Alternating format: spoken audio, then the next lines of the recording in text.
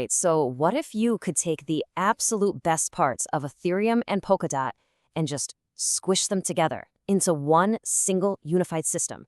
Well, that's the incredibly ambitious goal of this new protocol called JAM. And today we're going to dive right into its foundational gray paper to figure out what all the hype is about. And right out of the gate, the paper just hits you with this wild subtitle: a mostly coherent, trustless supercomputer. I mean, come on, a trustless supercomputer? That sounds like something straight out of sci-fi. So, what does that even mean?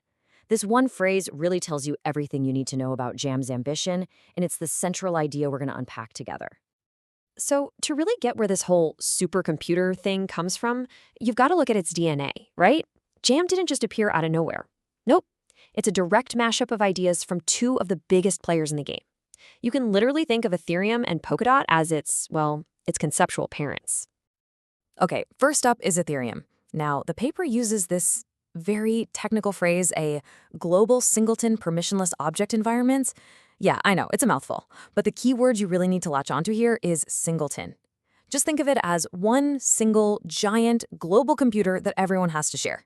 And while anyone can use it, the fact that there's only one means everybody has to get in line. And you know what that leads to, right? Congestion and those painfully high fees. And then, on the other side, you've got Polkadot. It takes a totally different route, which the paper calls secure sideband computation parallelized over a scalable node network. Phew.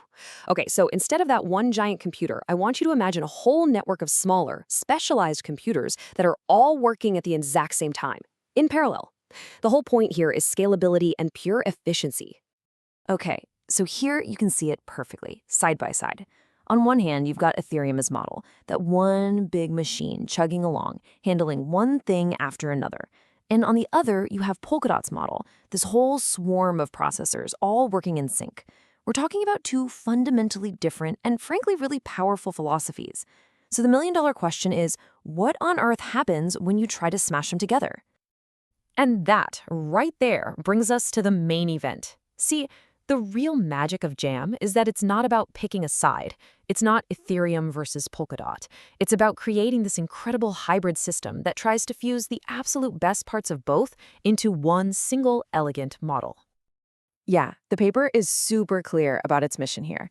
JAM is a hybrid, plain and simple. It's designed to give you that familiar, unified feeling of Ethereum's smart contract world, but with all the raw power and scalability of Polkadot's parallel engine just humming away under the hood. And this is so cool because it actually explains the name itself. JAM stands for Join Accumulate Machine. It joins all the results from that parallel Polkadot-style computing, and then it accumulates them into one single global state, kind of like how Ethereum operates. Join, accumulate.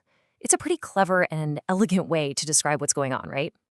Okay, so you've built this massive global supercomputer. Awesome. But how do you actually pay for the resources to run anything on it? This is where JAM introduces a really important new idea called core time. I mean, the whole point of this thing is that it's permissionless, right? Anybody should be able to deploy and run code.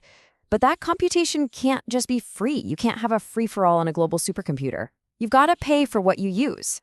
So the really critical question becomes, how do you even measure that usage in a way that's fair and makes sense? And this is JAM's answer: core time. You can think of it as the basic unit for measuring computation on the network.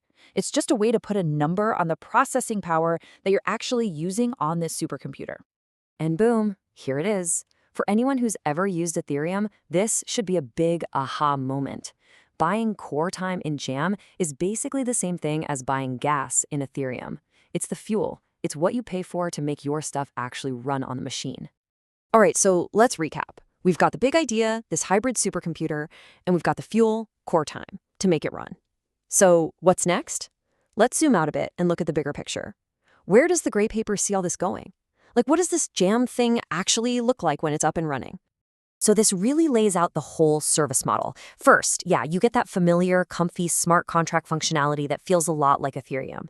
But underneath it all, the engine is pure Polkadot architecture. It's built around this idea the paper calls an in-core/on-chain dualism, which is super important for how it handles all that computation. And they're even thinking ahead, planning a service called Core Chains, which would plug right into the existing Polkadot ecosystem. And really, this brings it all back home to the main point. At the end of the day, the goal is to build one single, powerful, unified environment. It's a platform that's being designed from the ground up to get past the old limitations and give the next generation of decentralized apps a truly scalable place to live. So we're left with this huge question, aren't we? By taking these two massive ideas, the single global computer and the parallel network, and fusing them together, Jam is suggesting a totally new way forward. And the question it leaves us all with is a pretty big one. Is this what the future of decentralized computing actually looks like?